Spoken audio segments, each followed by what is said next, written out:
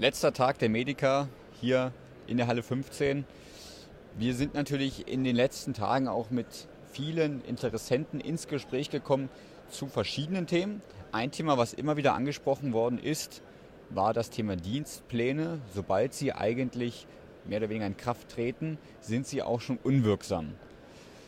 Oft kam die Frage, könnt ihr da was machen? Die Frage, so wie sie ist, gebe ich direkt weiter an dich, Peter. Können wir was machen? Wie kriegen wir es hin, dass die Terminpläne zukünftig immer richtig sind? Ja, danke Max. Wie gesagt, jede Menge Besucher, die uns darauf angesprochen haben, habt ihr ein Dienstplanmodul? Mussten wir sagen, nein, haben wir leider nicht. Ist ein Problem. Warum haben wir das nicht? Weil mein Dienstplan eigentlich gar nicht darum geht, ihn zu erstellen, sondern er muss eigentlich durchgeführt werden. Also wie du gesagt hast, die Kollegen sind eingeteilt, verschiedene Gruppen, zum Beispiel in der Radiologie, in der Apotheke, in der Chirurgie, Notsektion, verschiedene Personen, die entsprechend den Dienst wahrnehmen müssen.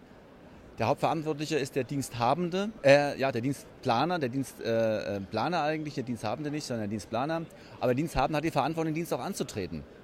Und da hängt es dann oftmals an ganz banalen Dingen. Ich habe vergessen, mein Telefon umzustellen.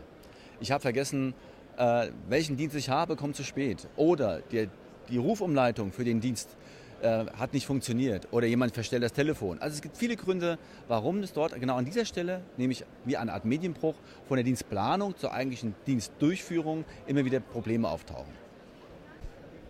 Lieber Peter, Dienstpläne schön und gut. Was ist denn für mich als auf der einen Seite Patient oder Mitarbeiter und auf der anderen Seite natürlich als Betreiber der Vorteil einer Dienstplanregelung?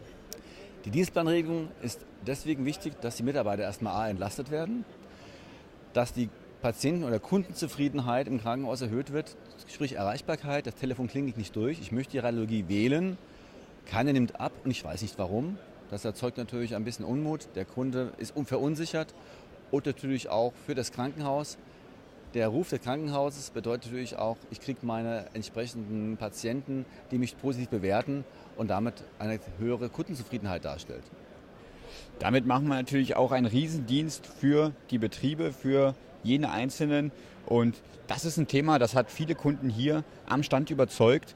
Und das werden wir natürlich weitertreiben. Und damit können wir eigentlich nur noch eins sagen. Vielen Dank, dass Sie so häufig unsere Videos anschauen. Und wir halten Sie weiterhin auf den Laufenden. Dankeschön. Danke, viele Grüße von der Medica 2017. Ich hoffe, wir konnten einige gute Impulse geben für Sie. Schauen Sie rein, wie gesagt, auf die Videoclips auf unserer Webseite oder sprechen Sie uns einfach persönlich an. Dankeschön, bis nächstes Jahr.